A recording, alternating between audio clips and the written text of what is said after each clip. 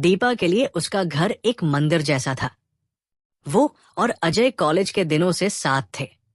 उनकी शादी को 5 साल बीत चुके थे, लेकिन उनके बीच का प्रेम आज भी वैसा ही ताजा था जैसे शुरुआती दिनों में। दीपा एक शांत और सुलझी हुई महिला थी, जबकि अजय अपने करियर में बेहद महत्वाकांक्षी। सब कुछ सही चल रहा था, सिवाय एक बात के। शादी के इतने सालों बाद भी उनकी गोद सूनी थी। दीपा इस बात को लेकर अक्सर उदास रहती, लेकिन अजय हमेशा उसे ये कहकर संभाल लेता, दीपा, हम एक दूसरे के लिए काफी हैं। दीपा की छोटी बहन काव्या ने अभी अभी अपना MBA पूरा किया था। वो दीपा से 7 साल छोटी, बेहद खूबसूरत और चंचल स्वभाव की थी। दीपा की मां ने फोन पर कहा, दीपा, काव्या की नौकरी दिल्ली में लग गई है। वो कुछ समय के लिए तेरे पास ही रहेगी। अपना घर है तो वो सुरक्षित भी रहेगी। दीपा खुशी से फूली नहीं समाई। उसने खुद जाकर स्टेशन से काव्या को रिसीव किया। उसे क्या पता था कि वो अपनी छोटी बहन को नहीं, बल्कि अपने ही घर को तबाह करने वाले तूफान को साथ ला रही है। काव्या के आने से घर का माहौल बदल गया। वो घर में चहकती रहती। अजय, जो पहले घर आते ही थका हुआ महसूस करता था, अब काव्या की बातों और उसकी शरारतों में अपनी थकान भूलने लगा। दीपा सुबह जल्दी ऑफिस निकल जाती थी, जबकि काव्या और अजय का समय अक्सर मैच कर जाता। वे साथ में नाश्ता करते। काव्या दीपा के मुकाबले बहुत ज्यादा अप टू डेट और आधुनिक थी। वो अजय की पसंद की फिल्में देखती, उसी के जैसे संगीत में दिलचस्पी दिखाने लगी। एक शाम दीपा ऑफिस से देर से लौटी। उसने देखा कि लिविंग रूम की लाइटें मध्यम हैं और अजय और काव्या बैठकर एक ही लैपटॉप पर कुछ देख रहे थे। दोनों बहुत करीब थे। दीपा को देखकर काव्या झट से दूर हुई और बोली, दीदी, देखिए ना, जीजू मुझे अपनी पुरानी फोटोज दिखा रहे थे। दीपा ने मुस्कुराकर टाल दिया। उसके मन में अपनी बहन के लिए शक की कोई जगह नहीं थी, लेकिन उस रात उसने गौर किया कि अजय ने उसे हमेशा की तरह गले लगाकर नहीं सोया। वो शायद अपने विचारों में कहीं खोया था। धीरे धीरे काव्या ने घर की बागडोर अपने हाथ में लेना शुरू कर दिया। दीदी, आप थक जाती है। आज से जीजू की पसंद का खाना मैं बनाऊंगी। जीजू को लाइट मसाला पसंद है, आप तो हमेशा स्पाइसी बनाती है। दीपा को लगा कि छोटी बहन उसका हाथ बंटा रही है, लेकिन असल में काव्या अजय के दिल और दिमाग से दीपा की छवि को धुंधला कर रही थी। वो अजय के सामने दीपा की कमियों को बहुत ही मासूमियत से रखती, जैसे कि वो बस अजय का भला चाहती हो। एक दिन दीपा को अचानक एक कॉन्फ्रेंस के लिए 2 हफ्तों के लिए बेंगलुरु जाना पड़ा। जाते समय उसने काव्या से कहा, काव्या, अजय का ख्याल रखना। काव्या ने एक रहस्यमयी मुस्कान के साथ जवाब दिया, आप फिक्र मत कीजिए दीदी, मैं जीजू का ऐसा ख्याल रखूंगी कि आपको कमी महसूस ही नहीं होगी। यहीं से उस खेल की शुरुआत हुई जिसने रिश्तों की गरिमा को तार-तार कर दिया। दीपा के बेंगलुरु जाते ही घर का वातावरण पूरी तरह बदल गया। जो घर अब तक दीपा की गरिमा और अनुशासन से चलता था, वहां अब काव्या की मन मर्जियां चलने लगी। दीपा ने जाते वक्त काव्या को जो जिम्मेदारी सौंपी थी, काव्या उसे एक अवसर की तरह देख रही थी। अजय को शुरू में दीपा की कमी खली, लेकिन काव्या ने उसे उदास होने का मौका ही नहीं दिया। वो हर उस वक्त अजय के सामने होती जब उसे किसी की जरूरत होती। ऑफिस से वापसी, अजय जैसे ही ऑफिस से आता, काव्या तैयार होकर उसका दरवाजे पर इंतजार करती। वो उसके लिए उसकी पसंदीदा ड्रिंक बनाती और घंटों उसके साथ बैठकर बातें करती। दीपा की बुराई का सूक्ष्म तरीका। बातों बातों में काव्या कहती, जीजू, दीदी कितनी वर्कहॉलिक है ना, आपकी इतनी परवाह नहीं करती जितनी उन्हें करनी चाहिए। मैं होती तो कभी आपको अकेला छोड़कर न जाती। अजय, जो अब तक दीपा के समर्पण को अपनी ताकत मानता था, काव्या की बातों में आकर उसे दीपा की लापरवाही समझने लगा। एक रात दिल्ली में मूसलाधार बारिश हो रही थी। बिजली कट गई थी। अजय अपने कमरे में था कि तभी काव्या डरने का बहाना बनाकर उसके कमरे में आ गई। जीजू, मुझे अंधेरे से बहुत डर लगता है, क्या मैं यहां बैठ सकती हूं? उस रात की बातचीत और काव्या के सोचे समझे आकर्षण ने अजय के संयम को तोड़ दिया। जिस रिश्ते को जीजा साली का पवित्र नाम दिया गया था, वो उस रात एक अंधेरी गलियारे में भटक गया। अजय के मन में हल्का सा पछतावा था, लेकिन काव्या ने उसे ये कहकर दबा दिया कि प्यार पर किसी का बस नहीं चलता। दीपा की वापसी और बदलता व्यवहार। 2 हफ्ते बाद जब दीपा वापस आई तो उसे घर में कुछ अजीब महसूस हुआ। घर वैसा नहीं था जैसा वो छोड़ कर गई थी। अजय की आंखों में वो चमक नहीं थी जो दीपा को देखकर अक्सर आ जाती थी। वो अब दीपा से नजरें चुराने लगा था। शक की पहली चिंगारी। दीपा ने गौर किया कि काव्या अब अजय के सामने काफी बोल्ड कपड़े पहनने लगी थी। एक दिन दीपा ने अजय के अलमारी में काव्या की एक बाली, ईयरिंग, देखी। जब उसने पूछा तो अजय ने हड़बड़ाते हुए कहा, शायद वो सफाई करते वक्त गिर गई होगी। फोन का पासवर्ड। अजय, जो कभी अपना फोन कहीं भी छोड़ देता था, अब उसे तकिए के नीचे रखकर सोने लगा। फोन पर पासवर्ड लग चुका था। दीपा के सामने काव्या अभी भी बेचारी छोटी बहन बनी हुई थी, लेकिन पीठ पीछे वो अजय पर अपना हक जताने लगी थी।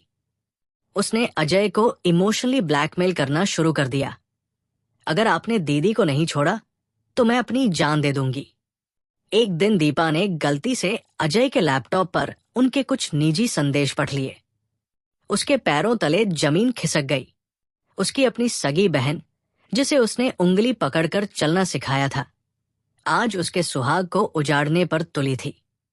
दीपा टूट चुकी थी, लेकिन उसने हार नहीं मानी। उसने तय किया कि वो इस सच्चाई का सामना सबूतों के साथ करेगी। उसने अजय और काव्या पर नजर रखनी शुरू कर दी।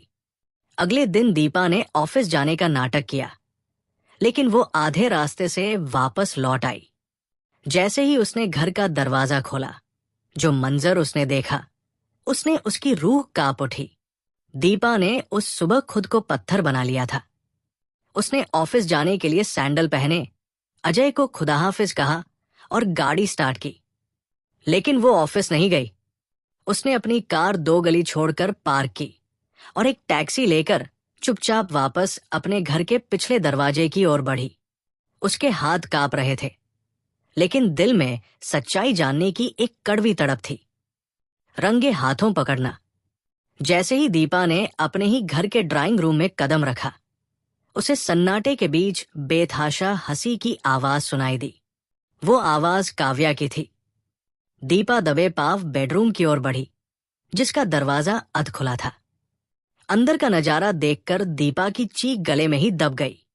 अजय और काव्या एक साथ बिस्तर पर बैठे थे और काव्या दीपा की ही एक साड़ी अपने बदन से लगाकर अजय से कह रही थी, जीजू देखिए ना, मुझ पर यह रंग दीदी से ज्यादा जंचता है ना। अब तो इस घर पर और आप पर सिर्फ मेरा हक होना चाहिए। अजय ने उसका हाथ थाम कर कहा, काव्या, मैं दीपा को दुखी नहीं करना चाहता था, पर अब तुम्हारे बिना रह पाना नामुमकिन है। दीपा से अब और सहा नहीं गया। उसने जोर से दरवाजा धक्का दिया। कमरे में सन्नाटा पसर गया। अजय के चेहरे से खून उतर गया और काव्या की आंखों में शर्म के बजाय एक अजीब सी ढिठाई, बेशर्मी थी। टकराव और तबाही। दीपा, तुम तो ऑफिस गई थी। अजय हकलाते हुए खड़ा हुआ। दीपा की आंखों से आंसू नहीं, चिंगारियां निकल रही थी। उसने काव्या की ओर देखा, जिसे उसने अपनी बेटी की तरह पाला था। काव्या, तू मेरी सगी बहन, जिसे मैंने हर खुशी दी, उसने मेरे ही सीने में खंजर घोंप दिया। काव्या ने झुकने के बजाय पलटकर वार किया। वो बोली, दीदी, इसमें मेरा क्या कसूर? आप जीजू को वो सुख नहीं दे पाई जो एक पत्नी को देना चाहिए। आप तो बस अपने करियर और फाइलों में उलझी रही। अगर मैं इनके करीब आई तो इसमें गलती आपकी है। अजय ने भी काव्या का पक्ष लेते हुए कहा, दीपा, हम अलग हो जाते हैं। मैं काव्या से प्यार करता हूं। समाज और परिवार का दोहरा चेहरा। दीपा ने तुरंत अपनी माँ को फोन किया। उसे लगा था कि उसका परिवार उसके साथ खड़ा होगा, लेकिन जब माँ घर पहुंची तो उनका जवाब दीपा के लिए दूसरा बड़ा झटका था। माँ ने रोते हुए कहा, दीपा बेटा, जो हुआ सो हुआ। अब अगर ये बात बाहर निकली तो खानदान की थूथू होगी। काव्या की शादी कहीं और कैसे होगी? तू बड़ी है, बड़ा दिल रख। अजय को काव्या के साथ रहने दे, तू भी इसी घर में रह ले, बस अपना हक बांट ले। दीपा को एहसास हुआ कि उसकी सगी बहन ही नहीं, बल्कि उसके संस्कार और उसका परिवार भी उसे सौतन के साथ समझौता करने की सलाह दे रहे थे। इस भाग का अंत। दीपा को समझ आ गया कि यहां कोई उसका अपना नहीं है। जिस पति के लिए उसने घर सजाया और जिस बहन के लिए त्याग किए, उन दोनों ने मिलकर उसे जिंदा दफन कर दिया था। उस रात दीपा ने कोई हंगामा नहीं किया। उसने शांति से अपना सूटकेस निकाला और अलमारी से अपने गहने और कागजात समेटे। अजय को लगा कि दीपा मान गई है, लेकिन वो गलत था। दीपा की खामोशी एक बड़े तूफान की दस्तक थी। दीपा की खामोशी को अजय और काव्या ने उसकी हार समझ लिया था। उन्हें लगा कि समाज के डर और मां के दबाव में दीपा अब चुपचाप इस त्रिकोण को स्वीकार कर लेगी। लेकिन वे ये भूल गए थे कि एक आर्किटेक्ट जो घर बनाना जानती है, वो बुनियाद खोखली होने पर उसे ढाना भी जानती है। दीपा का मास्टर स्ट्रोक। अगली सुबह दीपा बिना कुछ कहे घर से निकल गई। अजय निश्चिंत होकर ऑफिस चला गया और काव्या घर में मालकिन की तरह घूमने लगी। लेकिन शाम होते ही जब अजय घर लौटा तो उसके होश उड़ गए। दरवाजे पर एक लीगल नोटिस चिपका था और घर के ताले बदले जा चुके थे। दीपा वहां अपने वकील के साथ खड़ी थी। संपत्ति का सच। जिस घर पर अजय और काव्या अपना भविष्य बुन रहे थे, वो दीपा के नाम पर था और उसकी ईएमआई भी वही भर रही थी। अजय की नौकरी। दीपा ने अजय की कंपनी के एचआर को उनके अनैतिक व्यवहार और काव्या के साथ रिश्तों के सबूत मेल कर दिए थे। कॉर्पोरेट पॉलिसी के उल्लंघन के कारण अजय की पदोन्नति रुक गई और उसे जांच के घेरे में ले लिया गया। रिश्तों की कड़वी सच्चाई। जब काव्या ने देखा कि अजय की सुख सुविधाएं और रसूख जा रहा है, तो उसका प्यार अचानक गायब होने लगा।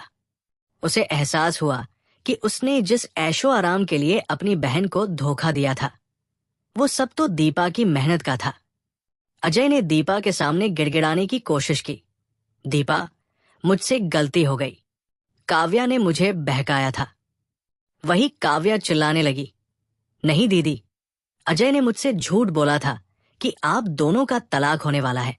एक दूसरे के प्यार की कस्में खाने वाले अब एक दूसरे पर कीचड़ उछाल रहे थे। दीपा ने शांति से कहा, तुम दोनों एक दूसरे के ही काबिल हो। धोखे की बुनियाद पर खड़ा रिश्ता कभी वफादार नहीं हो सकता। अंतिम फैसला। दीपा ने अजय से तलाक ले लिया और काव्या से हमेशा के लिए रिश्ता खत्म कर लिया।